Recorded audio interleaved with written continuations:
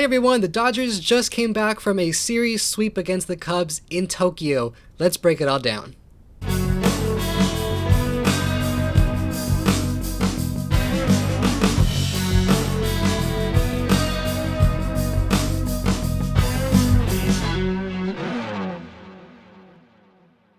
Hey everyone, welcome back to All Things Dodgers. This is the channel where you can get all your Dodgers news, reactions, and projections all under 10 minutes. My name is Alan Ruiz. Well, the Dodgers just came back from Tokyo. They won both games in a two-part series against the Cubs. And what an amazing series this was. I mean, beyond what happened on the field. The fans in Tokyo are so passionate about this sport. They were so welcoming to both teams, and just to see them bring the noise and bring that passion to the stadium, all the love of baseball was just infectious, even through the TV screen all the way here in LA. Loved watching that series. Even Dave Roberts mentioned how Shohei Ohtani got emotional at the beginning of Game 1. Even the privilege of Roki Sasaki making his Dodger debut in his home country. Just so many different things going on. And it was amazing to see baseball itself as a sport, but also the Dodgers get to expand its fan base and to include those worldwide fans into the picture. It was just so beautiful. Love baseball. Love everything they're doing right now. So what are 3 takeaways that we can get from this series? And then let's focus on one player to spotlight. Our first takeaway has to be the pitching. We mentioned that in the YouTube short I made earlier, but it was Yamamoto going in Game 1 and then Roki Sasaki making his Major League debut in Game 2. So how did Yoshi do? Yoshinobu Yamamoto went 5 innings, allowed 3 hits, 1 earned run, 1 walk, and 4 strikeouts. So a very solid performance from Yamamoto, who I think is trying to make his case to be the ace of this staff. And here's why. Early on in 2024, making the season opener, this was in Korea against the Padres, everyone saw how there was so much hype around him, and he didn't perform well. He gave up runs in the first inning, didn't even make it out of that first inning. But this is a changed Yoshinobu. This season appears to be much different. Yamamoto has gained experience and understanding of what kinds of changes he needs to make to adapt to this league's hitting, and he showed it in this first start of 2025. I mean, his fastball was touching mid to high 90s, his splitter and curve were on point, his command looked very good all throughout the start.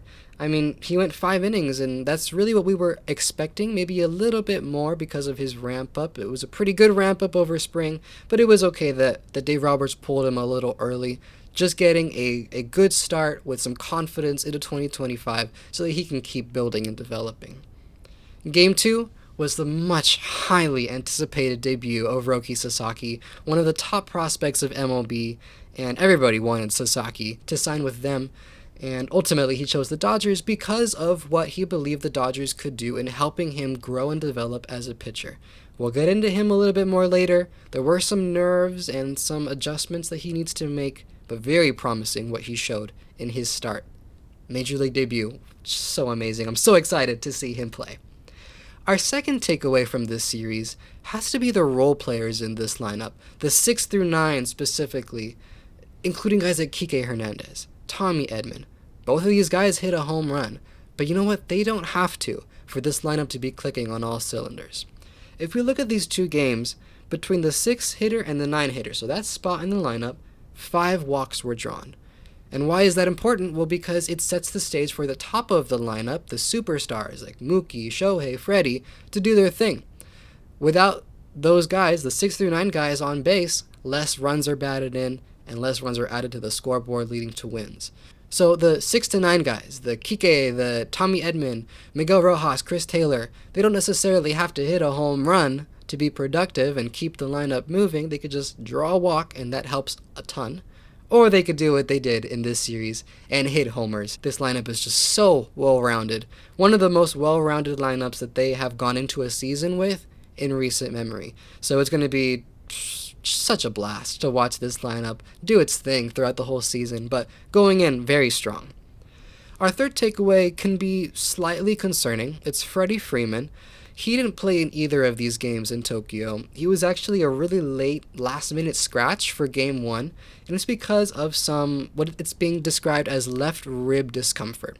It's an injury that he played through last season, especially during the postseason, and nobody in the public really knew about it, but now it's been made clear that he has some lingering pain and discomfort that went away for a while but came back during some last minute practices before game one. So he was scratched. I think it's a great decision. Lately, the Dodgers have been having the mentality of prepare for the postseason. The regular season matters. You want to win as many games as you can, but your end goal is the postseason. So little decisions like this made by Dave Roberts and the higher ups really show that new shift in perspective. We want Freddie to be healthy in October for the postseason. So whatever it takes for him to do that and be in that status, fine. Roberts did mention on Wednesday that Freddie will most likely be ready for the exhibition games against the Angels on Sunday. So we'll take a look at that. It'll be very telling if he's not in there, so it's something to keep our eye on. Our player spotlight, as hinted, is Roki Sasaki. So special for him to be making his debut at home, and he definitely got some heads to turn. I mean, he went 3 innings, only allowed 1 hit, only 1 earned run. The scary part is the 5 walks, but we'll get into that, and 3 strikeouts. He came in swinging. I mean, not literally, because he's a pitcher, but figuratively. 100, 101 miles per hour right off the bat. And, I mean, he looks like the top prospect that everyone has been talking about all winter long and actually years back. All this buzz around Roki Sasaki, and he's finally here. And he definitely showed why there's so much hype around him.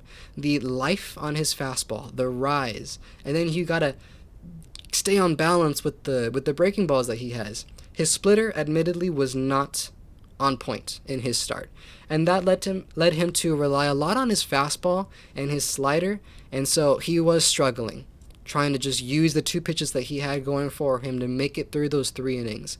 I think if he had his splitter working, it would have been lights out. Just no chance. I think as he develops and as he becomes more comfortable, he'll become a more well-rounded pitcher. We talked about well-rounded lineup, but well-rounded pitcher with a fastball that darts in there at triple digits, and then you've got a breaking ball that just falls off the plate completely and really fools batters. I can't wait to see how he progresses, but definitely a lot to love here. He's starting with all these eyes on him, international stage. There has to be some nerves, just like Yamamoto in Game 1 against the Padres in 2024 in Korea. So I'm not too concerned. I mean, after all, he is a prospect making his debut. So lots to love there. But he chose the Dodgers because he knew he needed some things to fix and to improve upon, which shows a lot of humility and shows a lot of dedication to winning. And that's really all the Dodgers are looking for in their pitchers and in any prospect. Just one thing to work on, there was a lot of arm side misses that led to those 5 walks and eventually a bases loaded walk to let 1 run come in. Dave Roberts mentioned earlier in spring he had some trouble with misses and controlling the zone, commanding it. So just something for him to work on. I'm sure that training staff over there is going to do a great job with him. I just can't wait to see him develop and see his growth as a Dodger, as a pitcher, and as someone who is in this Los Angeles community, and we welcome him with open arms. Our big question, our send-off question to leave in the comments down below is, who do you want to be the starting pitcher for the Dodgers when they take on the Tigers in the domestic opening day on Thursday? Who's it going to be? Blake Snell? Tyler Glasnow? I mean, Yamamoto? Sasaki? Who is it going to be? Who do you think it should be? Let me know. Please like this video, subscribe, support the channel. Thank you so much. I can't wait to go on this ride with you all, and I'll see you next time on the next episode of All Things Dodgers.